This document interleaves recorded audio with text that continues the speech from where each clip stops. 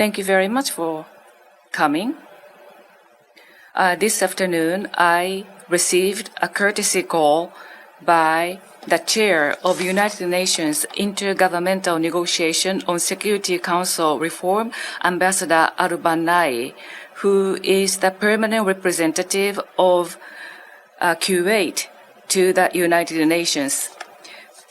I received a courtesy call by him, and we confirmed that we'll be collaborating further on various challenges pertaining to international fora, including Security Council reform. And this year marks the 80th anniversary of the establishment of the United Nations, with the intensifying division and confrontation when Security Council is not being able to play its expected role. It is very important to achieve concrete progress toward the reform of Security Council. Of course, Security Council reform is not easy, but Japan will continue to work with G4. Japan, Germany, India, and Brazil, they are G4, so Japan will continue to work with G4, the United States, the UK, France, and Africa, and many other countries, to cooperate, to engage actively, constructively, and tenaciously in the Security Council reform. This is all from my part. So if you have a question, please raise your hand and please come to the microphone when you are designated. Asahi Shimbun, Matsuyama-san. Matsuyama, Asahi Shimbun, thank you.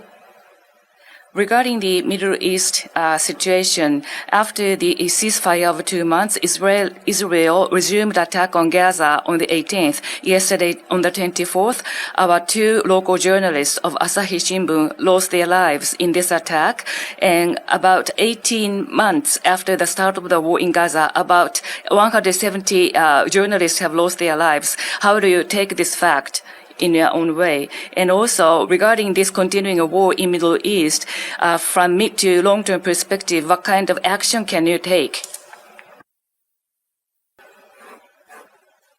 About the Israeli military conducting military operation in wide areas in Gaza,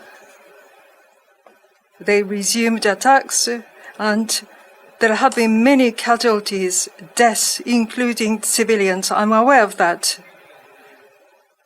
This critical humanitarian situation, including the situation getting even more serious, as Japan, we are strongly concerned about this. Here in Gaza, including journalists, aid workers, many civilians have been attacked and fell victims to these attacks, including the ones you pointed out. This is truly regrettable.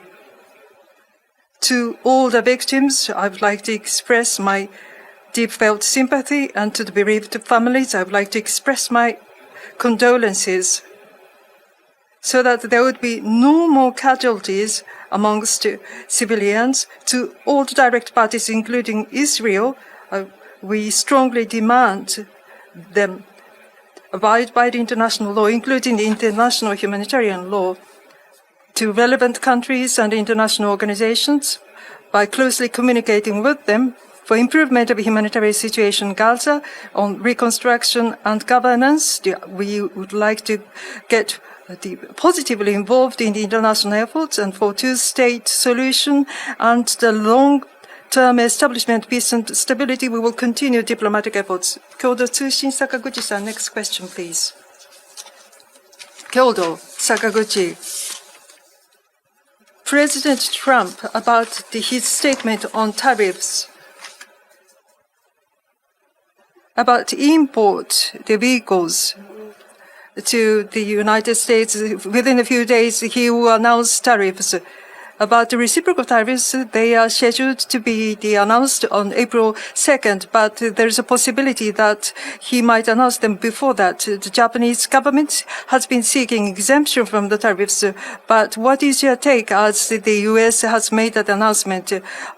How do you intend to seek the exemption? Any concrete measures, please? Yes,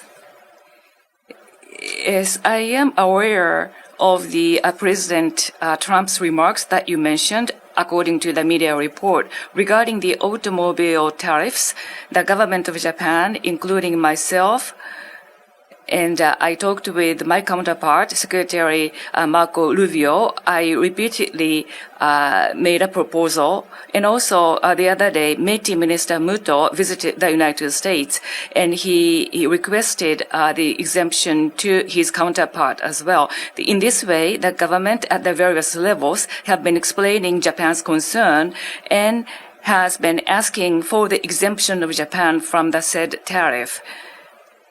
Going forward, the tariff measures by the United States, we are going to scrutinize the substance of the measures and review the potential impact on Japanese economy. And at the same time, we will closely consult with the United States, and we take necessary measures down the road. China, Shanghai, Dongfang TV, Son-san. I am Tokyo Bureau journalist. I have a question regarding the Japan-China ROK trilateral and Japan-China foreign ministers meeting. What was the atmosphere of the meetings, and did you achieve outcome you expected? First of all, Japan-China-South Korea foreign minister meeting.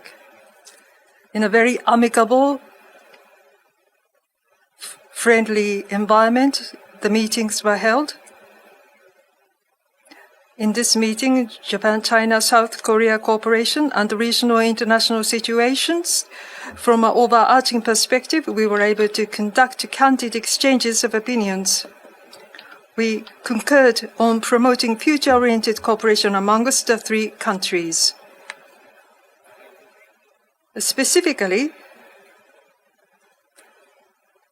we are planning to hold the Japan-China-ROK summit in Japan. About the timing and the date, this has to be coordinated going forward. Towards this trilateral summit, along the three pillars, in order to obtain the concrete outcomes, we concurred on accelerating coordination regarding the three pillars. First, knowing each other better. Number two, cooperation to shape and protect the livelihoods.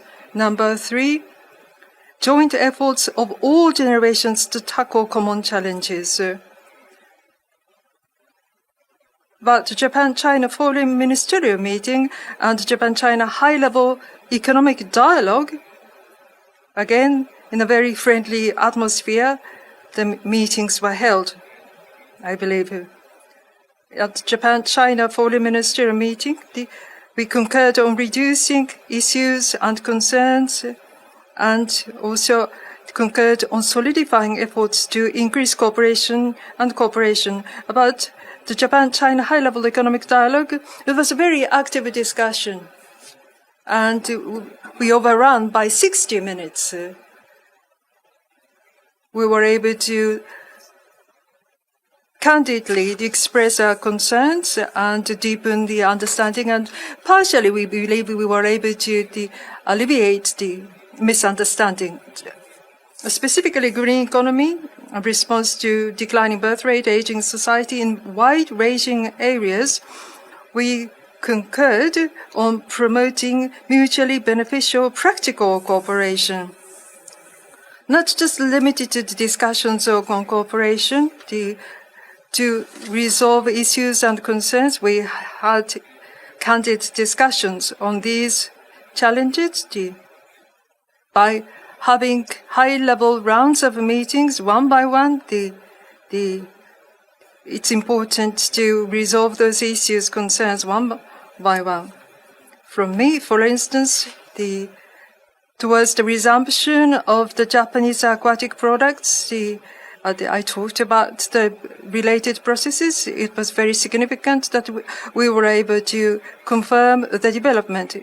In addition, East China Sea situation include the Senkaku Islands situation and heightened activities of Chinese military, boys, detention of Japanese nationals, to ensuring safety and security of Japanese nationals, issues thereof, and peace and stability of Taiwan Strait, South China Sea, and the Xinjiang Uyghur Autonomous Region situation. On those issues and concerns, candidly, I conveyed the Japanese thinking and concerns, requesting China's response. Any other questions?